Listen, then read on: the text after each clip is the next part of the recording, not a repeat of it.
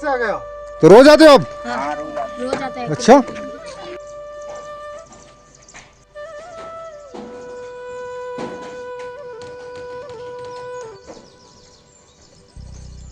जय श्री राम मित्रों।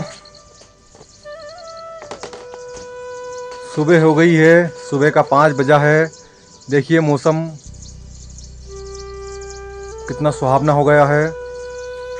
सारे पक्षी जग गए हैं, उनका मधुर कलरव सुनाई दे रहा है आपको। और मौसम भी धीरे धीरे खुल रहा है।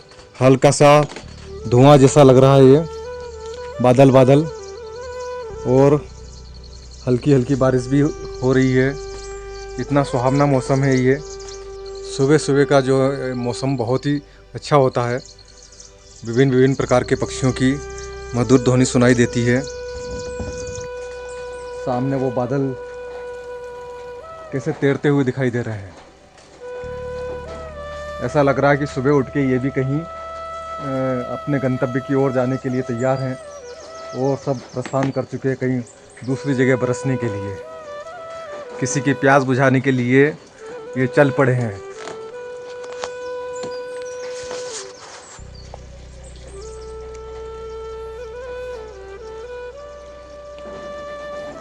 देखिए मित्रों, ये बादल भी बहुत धीमी गति से धीरे धीरे अपनी यात्रा पे निकल चुके हैं। श्रावण का मास और सावन सोमवार का ये दिन, आज सोमवार भी है, और मैं जो है थोड़ी देर में झरने पे स्नान करने के लिए जाऊंगा।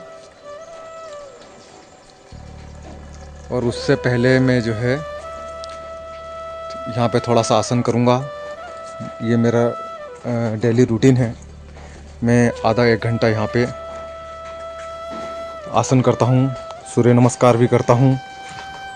और ये इसीलिए मैंने चारों तरफ खुला रखा हुआ है, ताकि यहाँ पे आसन करते समय सामने माँ गंगा के दर्शन हो सके और सूर्य का प्रकाश भी आ सके। इस दिशा से यहाँ से सूर्य का प्रकाश आता है, तो सूर्य नमस्कार करते समय जो है सूर्य की उपस्थिति में सूर्य नमस्कार भी कर सकें। और ये आसन, प्राणायाम, ध्यान साधना के लिए ये खुली जगह हमने बनाई है, ताकि ऊपर ये हमने पीवीसी लगाई है, तो ऊपर साफ सुथरा जगह और नीचे जो है चारों तरफ खुला।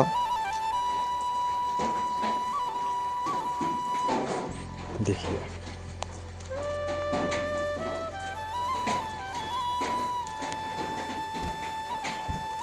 और बैठकर ध्यान करना है तो थोड़ी ये आसन लगाया हुआ है। प्राणायाम के बाद में, योगा आसन करने के बाद में फिर थोड़ा ध्यान किया जाता है, तो ध्यान करने के लिए ये एक उत्तम जगह बनाई हुई है। महाराज जी, हाँ जी। आज सावन का सोमवार है, तो आज स्नान ध्यान करने अभी नहीं पहुँचे हैं। स्नान करने जी अभी जाऊंगा, थोड़ी बारिश है ना। जी।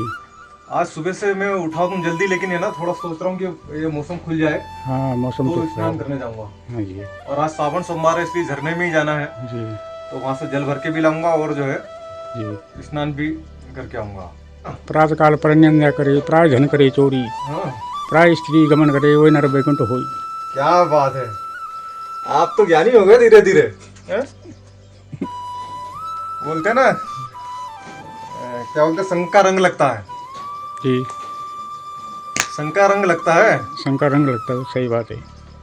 संगति भली साधु की, बैरी दूर हो जाए, और अपना दूर गंवासी, देसी सुमति बचाए।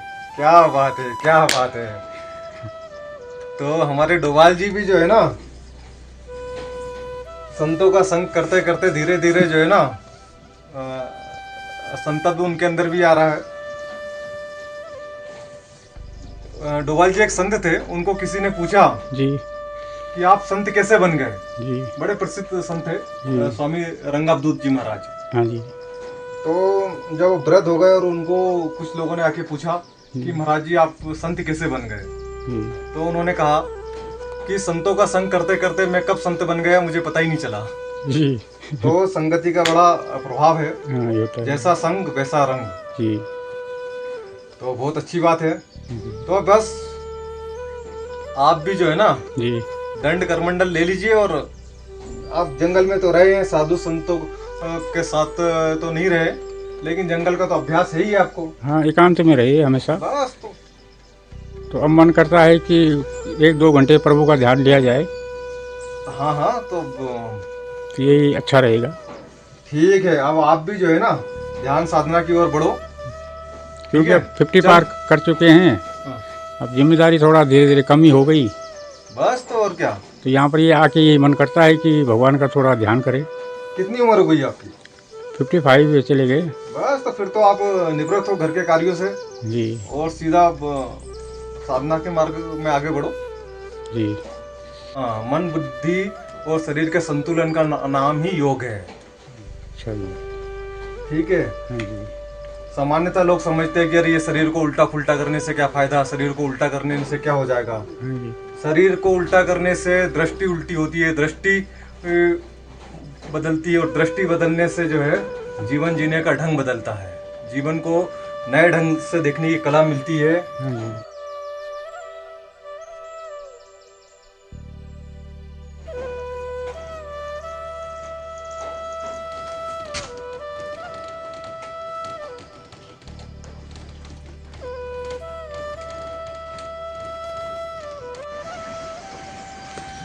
देखिए मित्रों, ये बस निकल गई है।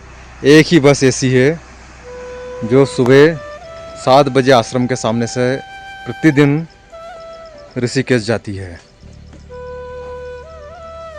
और ऋषिकेश से 10 बजे निकलती है तो 3 बजे आश्रम आ जाती है।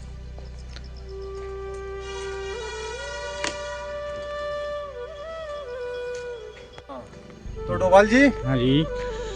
आज आप हम चलते हैं स्टेडियम। मित्रों, यहाँ बस आश्रम से थोड़ा ही आगे एक स्टेडियम बना हुआ है। हाँ जी। तो उसमें तो सभी गांव के बच्चे जा सकते हैं खेलने। हाँ सभी आ सकते हैं। हाँ, तो यहाँ पे एक स्टेडियम बना है, आज उसमें जाते हैं। और डोभाल जी, इधर भी तो आपकी ज़मीन है ये, हाँ यही बाजू में है। तो यहाँ पे कुछ बनाओ। बनाएंगे गौशाला, कुछ कैंटीन के सोच रहे हैं, कुछ कैंटीन बनाएंगे, चाय पकौड़ी। एक काम कीजिए, आप यहाँ पे बढ़िया कैंटीन बना दीजिए। हाँ जी। तो आश्रम के ये बाहर गेट पे भी है, जी। और जो आश्रम में जो भी आए उनको जो है, हाँ उनको भी सुविधा मिल जाएगी। हाँ उनको भी यहाँ पर आपका पहाड़ी भोजन, जैसे कि मंडवा की रोटी, रागी की रोटी, ऐसा कुछ कुछ पहाड़ी भोजन बना बना के खिलाओ, तो जो भी लोग आए हमारे मित्र लोग नीचे से, वो खुश हो जाए। हाँ जी। है ना। पहाड़ी भोजन। ये इतना बड़ा पत्थर बीचों बीच कैसे आ गया? ये पत्थर ज़्यादा बारिश की होने के कारण बहुत ऊपर से आया, जंगल से। कहाँ से? वहाँ से ऊपर से? हाँ ऊपर 400 मीटर दूर से ऊपर टूट के आया पहाड़ से। ओहो, वहाँ पे शायद वो खंबे वंबे दिखा रहे थे ऊपर हाँ से। हाँ उससे ऊपर से आया ये। ओ, तो इतने तो बहुत सारे पेड़ तोड़ दिए होंगे। वो पेड़ तोड़ दिया, यहाँ पे भी रास्ता पूरा जाम कर दिया था इसने। ओहो। तो ये मशीन द्वारा फिर खिसकाया गया। अच्छा, यहाँ खूब बारिश होती है इसलिए ऐसा होता है। इसलिए ऐसा होता है, गड्ढा पड़ गया पूरा रोड में। बहुत भारी पत्थर है। देखो तो, क्या क्या तोड़ा इसने? ये वो पेड़ पौधे हैं पूरे तोड़े इसने ऊपर। देखिए कैसे हुआ है। ये देखो, पूरा रोड फटी हुई है, रोड आ रही पूरी इसमें। देखियो मित्रों, आज हम घूमने निकले थे तो हमने देखा रास्ते में जो है बहुत बड़ी चट्टान ऊपर से आके गिरी, और ये पूरे रोड को डैमेज कर दिया। और मैं दिखाता हूँ, देखो आपको ये हाइट, ओ इतनी हाइट से आया नीचे ये, और इस रोड को पूरा डैमेज कर दिया। ये है गांव का स्टेडियम। यहाँ 5-7 छोटे छोटे गांव हैं, उनके बीच में एक स्टेडियम बनाया गया है ताकि गांव के सभी बच्चे आके खेल सकें।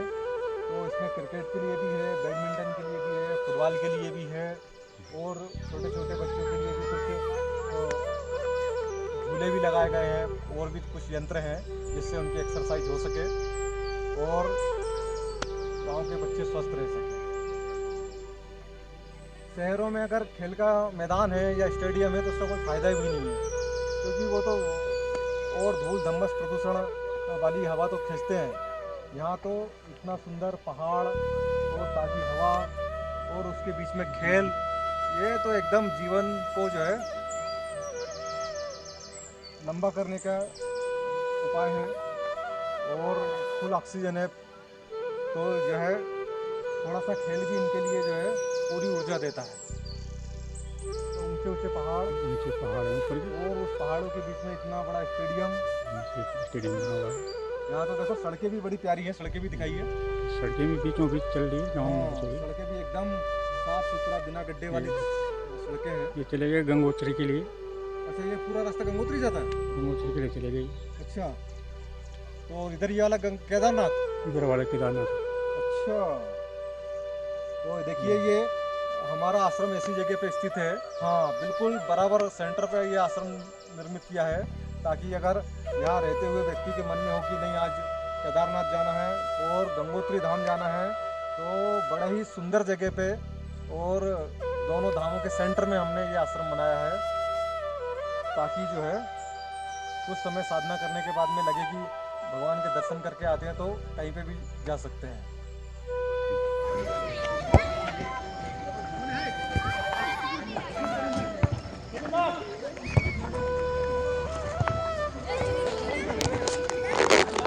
देखिए मित्रों, ये है गांव का स्टेडियम, जो कि हमारे आश्रम से 1 किलोमीटर की दूरी पर है। और गांव के सभी बच्चे लगभग यहाँ घूमने आते हैं, खेलने आते हैं, और उनके साथ उनके अभिभावक भी आते हैं। इधर ये फुटबॉल के लिए भी है, क्रिकेट के लिए भी है, और ये छोटे छोटे बच्चों के लिए भी सारे खेल के यंत्र लगे हुए हैं। देखिए दोवाल जी, इसको कितना साल हुआ बने? इसको तो 2-3 साल हो गए इसकी तैयार हुई है। अच्छा, तो बड़ा ही सुंदर है। देखिए यहाँ